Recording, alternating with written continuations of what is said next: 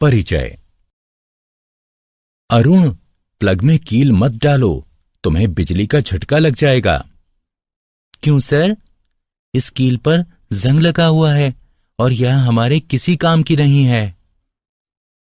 भले ही इस पर जंग लगा हुआ है, परंतु यह धातु है और धातु विद्युत की सुचालक होती है। यदि तुम इसे प्लग में लगाओगे तो तुम्हें झटका लगेगा। अरे, फिर तो आपने मुझे बचा लिया। बच्चों, इस अध्याय में हम धातुओं व अधातुओं, उनके भौतिक व रासायनिक गुणधर्मों, उनकी प्राप्तियां तथा उनके संक्षारण के विषय में जानेंगे।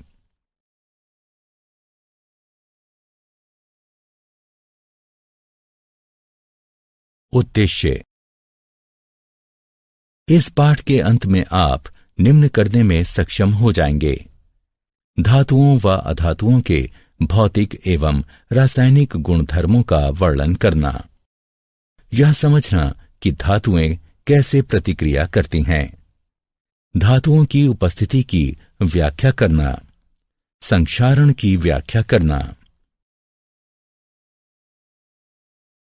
भौतिक गुणधर्म धातुएं।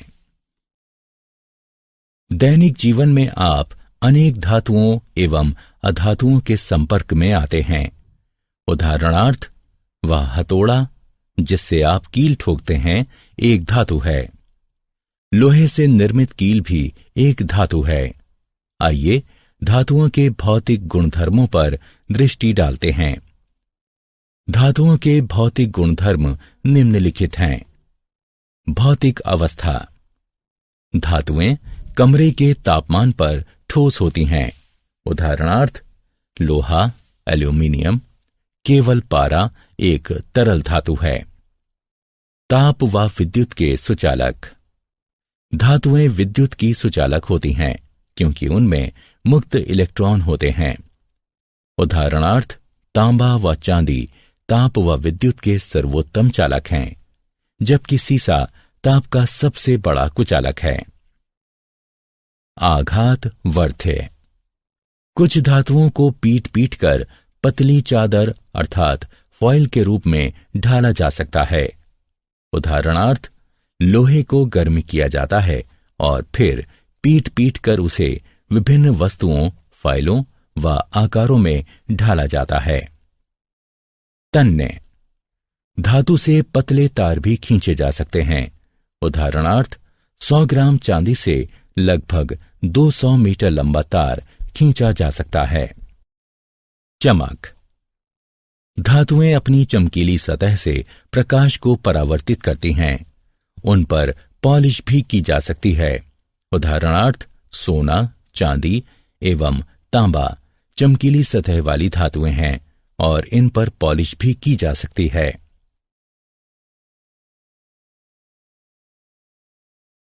भौतिक गुणधर्म अधातुएं।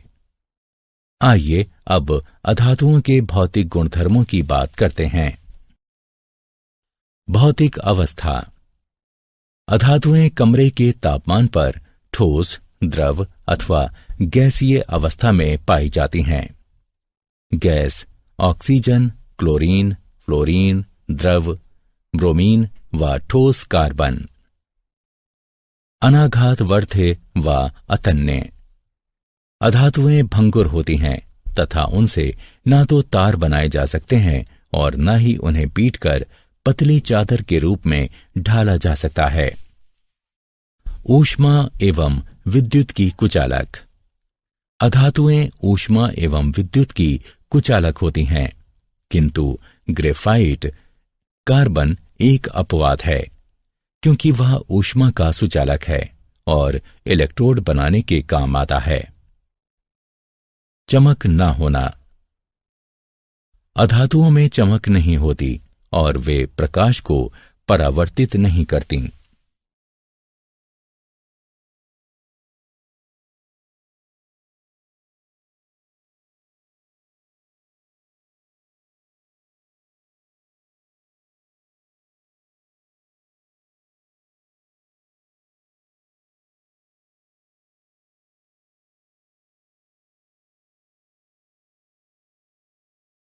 क्या आप जानते हैं, धातुएं कमरे के तापमान पर ठोस होती हैं।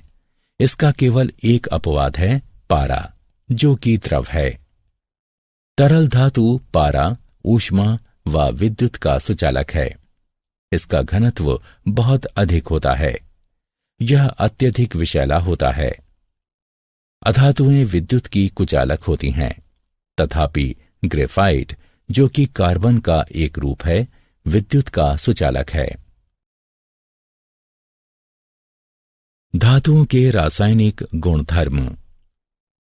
अब धातुओं के कुछ रासायनिक गुणधर्मों पर दृष्टि डालते हैं। इन गुणधर्मों में धातुओं की अन्य तत्वों जैसे वायु, जल, अम्लों तथा अन्य धातु लवणों के साथ अभिक्रियाएं भी सम्मिलित हैं। वायु के साथ अभिक्रिया। जब धातुएं वायु के संपर्क में आती हैं तो वे धातु ऑक्साइड निर्मित करती हैं। कुछ ऐसी धातुएं भी हैं जिनमें अम्लीय व क्षारकीय दोनों ही प्रकार के गुणधर्म पाए जाते हैं। ऐसी धातुओं को उभयधर्मी ऑक्साइड कहते हैं। जल के साथ अभिक्रिया। जब धातुएं जल के संपर्क में आती हैं तो वे धातु हाइड्रोक्साइड तथा हाइड्रोजन निर्मित करती हैं। धातुएं जल को धातु हाइड्रोक्साइड विलयन बनाती हैं। अम्लों के साथ अभिक्रिया। लवण व हाइड्रोजन बनाने के लिए धातुएं तनु अम्लों के साथ अभिक्रिया करती हैं। यह अभिक्रियाशीलता प्रत्येक धातु की भिन्न भिन्न होती है। तथापि जब धातुएं नाइट्रिक अम्ल के साथ अभिक्रिया करती हैं तो हाइड्रोजन गैस नहीं बनाती, क्योंकि यह अम्ल एक प्रबल ऑक्सीकरण करता है। अन्य धातु लवणों के विलयनों के साथ अभिक्रिया। एक अधिक अभिक्रियाशील धातु एक कम अभिक्रियाशील धातु को उसके लवण विलयन से स्थानांतरित करती है। सरल शब्दों में कहें तो यदि धातु आ धातु बा को उसके विलयन से विस्थापित करती है तो धातु आ धातु बा की अपेक्षा अधिक अभिक्रियाशील है। तथापि सभी धातुएं अभिक्रियाशील नहीं होती। इस अभिक्रिया में कॉपर सल्फेट में मौजूद तांबे को जस्ता यानी जिंक विस्थापित कर देता है।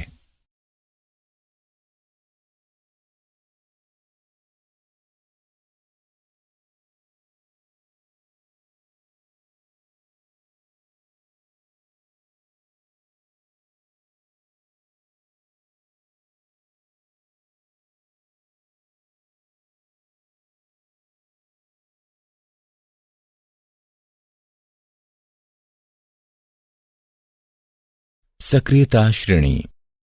धातुओं को उनकी अभिक्रियाशीलता के अनुसार अवरोही क्रम में व्यवस्थित किया जाना सक्रियता श्रेणी कहलाता है। इसका प्रयोग धातुओं की वायु, जल एवं अम्लों की अभिक्रियाओं की जानकारी का संक्षिप्तीकरण करने में किया जाता है।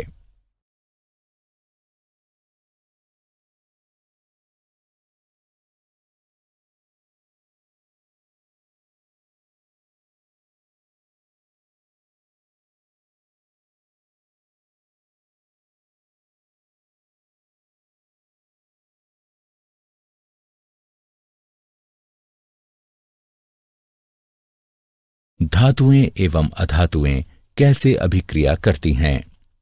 धातु के परमाणुओं के वाह्यतम कोश में 1 से 3 तक इलेक्ट्रॉन होते हैं, जबकि अधातु के परमाणुओं के वाह्यतम कोश में 4 से 8 तक इलेक्ट्रॉन होते हैं।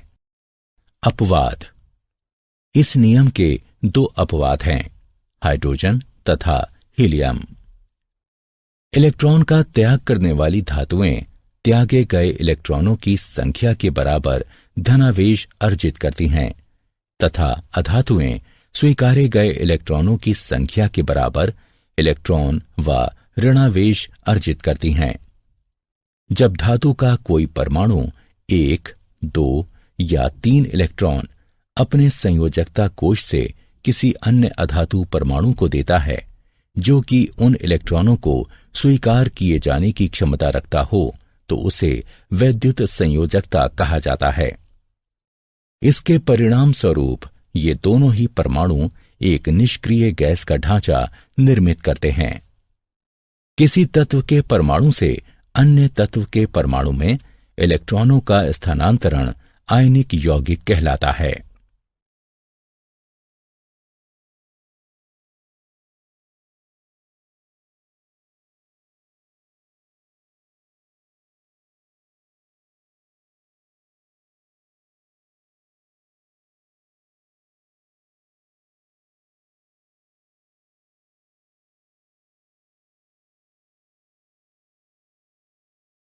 आयनिक यौगिकों के गुणधर्म। आइए आयनिक यौगिकों के कुछ गुणधर्मों पर दृष्टि डालते हैं। भौतिक प्रकृति। आयनिक यौगिक कठोर ठोस होते हैं क्योंकि धनात्मक एवं ऋणात्मक आयनों के मध्य आकर्षण बल अत्यंत प्रबल होता है। ये यौगिक भंगुर होते हैं तथा दबाव डाले जाने पर टूट जाते हैं। गलनांक एवं क्वथनांक। प्रबल अंतर आयनिक आकर्षण को तोड़ने के लिए आवश्यक ऊर्जा की पर्याप्त मात्रा के कारण आयनिक यौगिकों का गलनांक एवं क्वथनांक उच्च होता है। घुलनशीलता। आयनिक यौगिक जल में घुलनशील तथा विलायकों में अविलय होते हैं, जैसे पेट्रोल आदि। विद्युत चालकता। आयनिक यौगिक जब ठोस अवस्था में हों तो विद्युत संचालन नहीं करते, क्योंकि कठोर संरचना के कारण आयनों की गति संभव नहीं होती। किंतु आयनिक यौगिक जब गलित अवस्था में हों तो विद्युत चालकता संभव है, क्योंकि गलित अवस्था में विपरीत आवेश वाले आयनों के मध्य स्थिर वैद्युत आकर्षण बल ऊष्मा के कारण कमजोर पड़ जाता है। इससे आयन स्वतंत्र रूप से गति करने तथा विद्युत संचालन करने लगते हैं।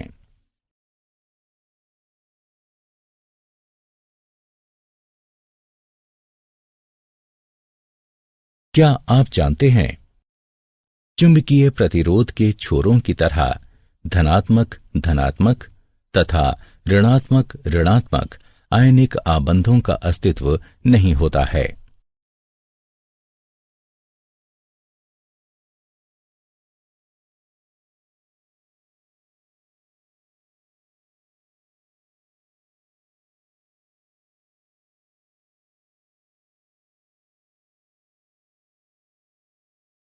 धातुओं की प्राप्ति, धातुओं एवं अयस्कों का निष्कर्षण।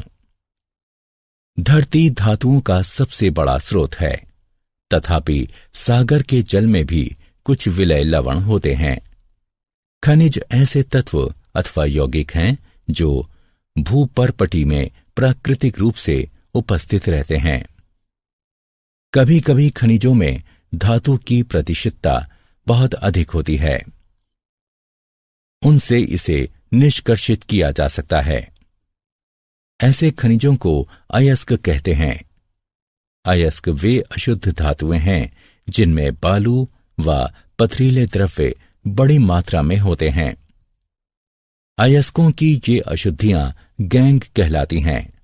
अयस्कों से धातु निष्कर्षित करने से पूर्व इन अशुद्धियों को दूर करना होता है। जब अशुद्धियां दूर हो जाती हैं तो अयस्क सांद्र अवस्था में आ जाते हैं। अयस्कों की इस सांद्रता को अयस्कों का समृद्धिकरण भी कहते हैं।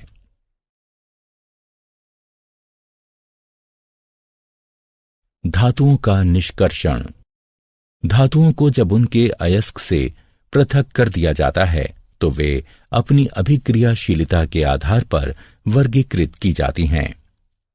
अभिक्रियाशीलता के अनुसार धातुओं का वर्गीकरण विभिन्न समूहों में किया जाता है, जो कि निम्नलिखित है।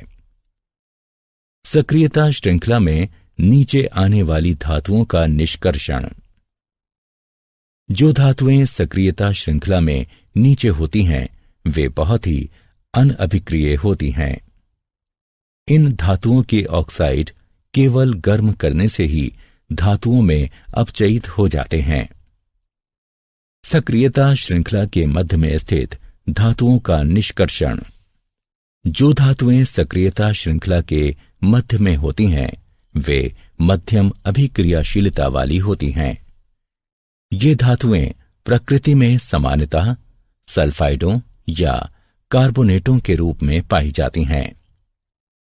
ऑक्साइड से धातु प्राप्त करना अधिक सरल है, इसलिए पहले इन धातुओं को उनके ऑक्साइडों में परिवर्तित करने की आवश्यकता होती है।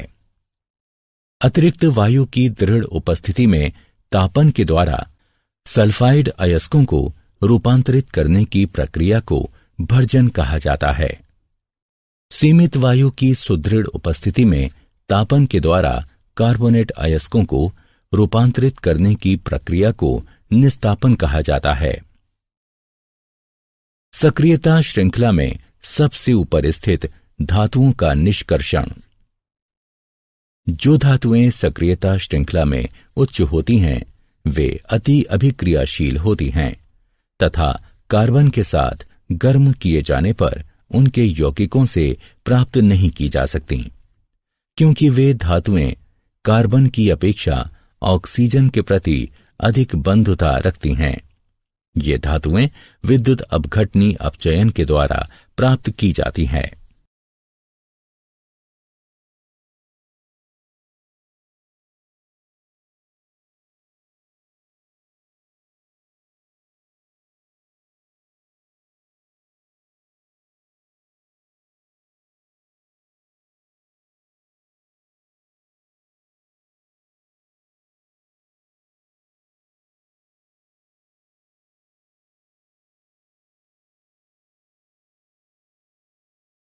धातुओं का परिष्करण। अपचयन प्रक्रिया द्वारा उत्पन्न धातुएं शुद्ध नहीं होती, उनमें अशुद्धियां बची रहती हैं, जिनको दूर किया जाना शुद्ध धातुएं प्राप्त करने के लिए अत्यंत आवश्यक होता है। अशुद्ध धातुओं को परिष्कृत करने के लिए सर्वाधिक प्रचलित विधि विद्युत अपघटनी परिष्करण है। अनेक धातुओं का परिष्करण विद्युत अपघटन द्वारा किया जाता है। अशुद्ध धातु को एनोड तथा शुद्ध धातु की पतली परत को कैथोड बनाया जाता है।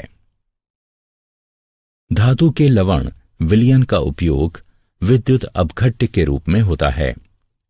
विद्युत अपघट्य से धारा प्रवाहित किए जाने पर एनोड पर स्थित अशुद्ध धातु विद्युत अपघट्य में घुल जाती है। इतनी ही मात्रा में शुद्ध धातु विद्युत अपघट्य से कैथोड पर निक्षेपित हो जाती है। विलय अशुद्धियां विलयन में चली जाती हैं, जबकि अविलय अशुद्धियां एनोड तली पर निक्षेपित हो जाती हैं। इन्हें एनोड मड कहते हैं।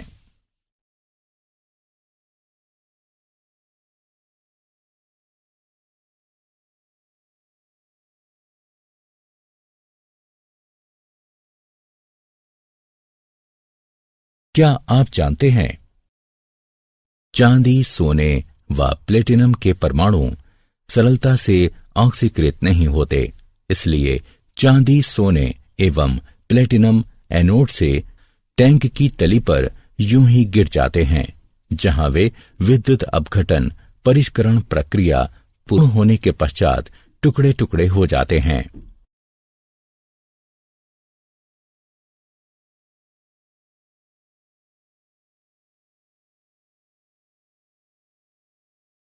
संक्षारण। रासायनिक रूप से सक्रिय धातुएं वायु में उपस्थित आर्द्रता के कारण संक्षारित हो जाती हैं। धातु की सतह पर जल की उपस्थिति में वायु में मौजूद ऑक्सीजन की प्रजारण अभिक्रिया को संक्षारण कहते हैं। उदाहरणार्थ, लोहा व एल्यूमीनियम संक्षारित होते हैं, जबकि अनभिक्रियाशील धातुएं जैसे सोना, प्लेटिनम एवं पारा संक्षारित नहीं होती। संक्षारण रोकने की 3 विधियां हैं। बलि विषयक सुरक्षा। इसमें अधिक अभिक्रियाशील संरक्षित होने वाली धातु को प्रचारित किया जाता है तथा संरक्षित हो चुकी धातु को अविकल छोड़ दिया जाता है। मिश्रात 1, इसमें जंग रहित अयस्क बनने के लिए धातु में कोई अन्य धातु मिला दी जाती है। यशद लेपन, इसमें धातु पर जस्ते की पतली परत चढ़ा दी जाती है। इसे गैल्वनीकरण भी कहा जाता है। यह परत विद्युत अपघटनीय निक्षेपण द्वारा बनाई जाती है। सारांश, आइए हमने जो कुछ सीखा है उसे संक्षेप में दोहराएं। धातुएं विद्युत की सुचालक होती हैं, जबकि अधातुएं विद्युत की कुचालक होती हैं। धातुएं वायु, जल तथा अम्लों के साथ अभिक्रिया करती हैं। धातुओं को उनकी अभिक्रियाशीलता के अनुसार अवरोही क्रम में व्यवस्थित करने को सक्रियता श्रेणी कहते हैं। किसी तत्व के परमाणुओं से इलेक्ट्रॉनों का दूसरे तत्व के परमाणुओं में स्थानांतरण आयनिक यौगिक कहलाता है। धातुएं अयस्कों से निष्कर्षित की जाती हैं। अशुद्ध धातुओं को परिष्कृत करने की सर्वाधिक प्रचलित विधि विद्युत अपघटनी परिष्करण है।